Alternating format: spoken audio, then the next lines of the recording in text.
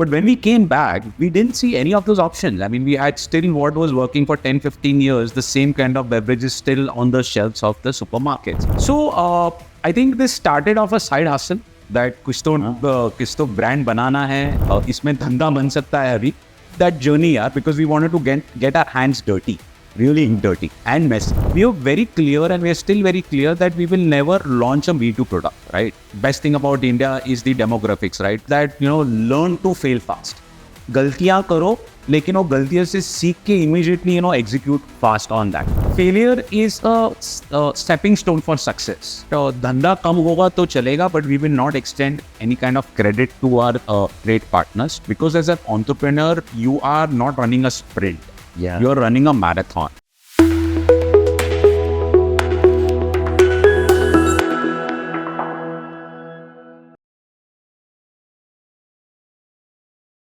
Hello and welcome to yet another podcast episode of our series called as The Pathfinders. Pathfinders, as you all know, is about stories which we bring from the world of business, coming from the CEOs or founders or promoters, where they have successfully navigated through the different challenges or different obstacles. And it is from these stories that inspiration is drawn. Today, I'm really happy that we are here with Rahul.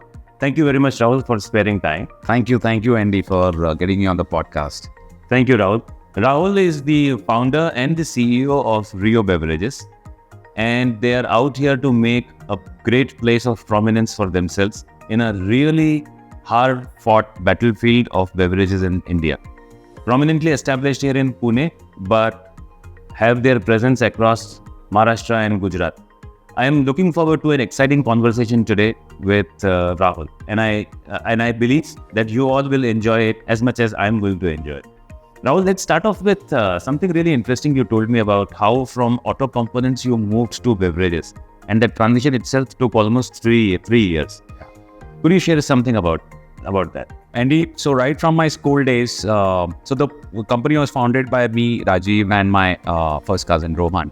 So, both of us have been beverage aficionados right from our school days, right? And both of us have gone to Western countries for our kind of postgraduates. Now, me and Rajiv experienced something very similar, when we were in those studying years, postgraduate, that whenever we used to walk into a supermarket and cross the supermarket, the beverage aisles over there, you'd see n number of options, right? From energy drinks to flavored waters to carbonated beverages, bubbly fruit drink, right? But when we came back, we didn't see any of those options. I mean, we had still what was working for 10, 15 years, the same kind of beverages still on the shelves of the supermarkets and retail stores. Hence, the whole idea of Rio was born that why don't we launch a little bit mass premium kind of bubbly fruit drink with exotic fruit blends, where we can actually target the youth of the country, the Gen Z consumers of us. So that's the kind of white space that we saw. And if somebody was to start to set up a new business in this area, say 10 years ago, which is precisely where you used to be until 10 years ago. Yeah. It must have been really intimidating to enter a market where the market share of the top two prominent player itself is more than 9. Correct. How did you manage to take that first step venturing into this area?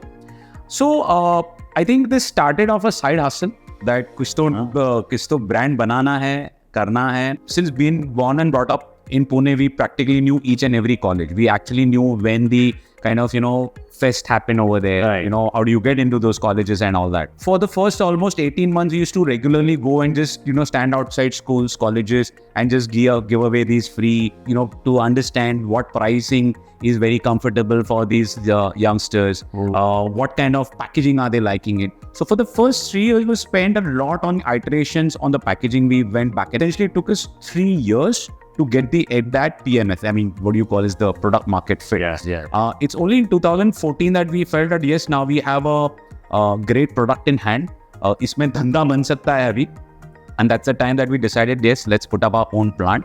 Yeah. And then our expansion and our journey started from 0 to 1, I would say. This reminds me of a saying that I have created myself, which says that the mansion of execution will stand tall only when the plinth of planning is strong.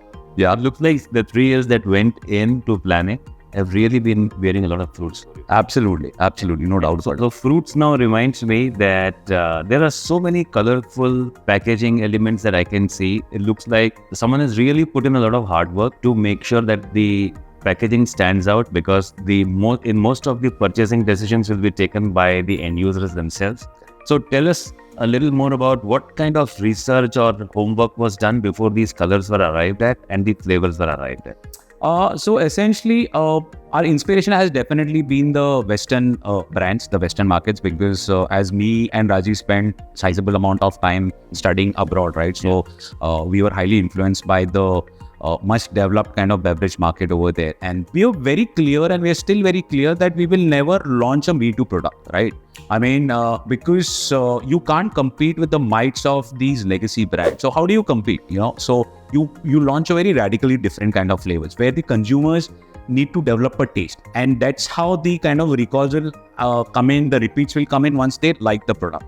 The second thing is, in front of these biggies, we knew that we don't have those kind of deep pockets that we can do a lot of shouting. Yeah. So how do you do that? How do you do that shouting, or how do you make that consumer at least pick up your can in the first time? Is make the packaging kick-ass. You make the packaging so kind of status seeking. The cans need to be status seeking. The moment that the consumer, these Gen Zs, hold their cans in their hand, they should feel proud about themselves. They should feel aspirational.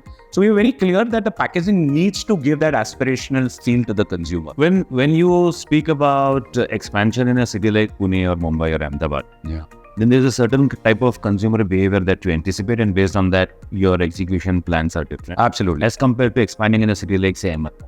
Yeah. Khamgaon for that matter. Yeah. Have you noticed a significant difference in the way youngsters in... Of course.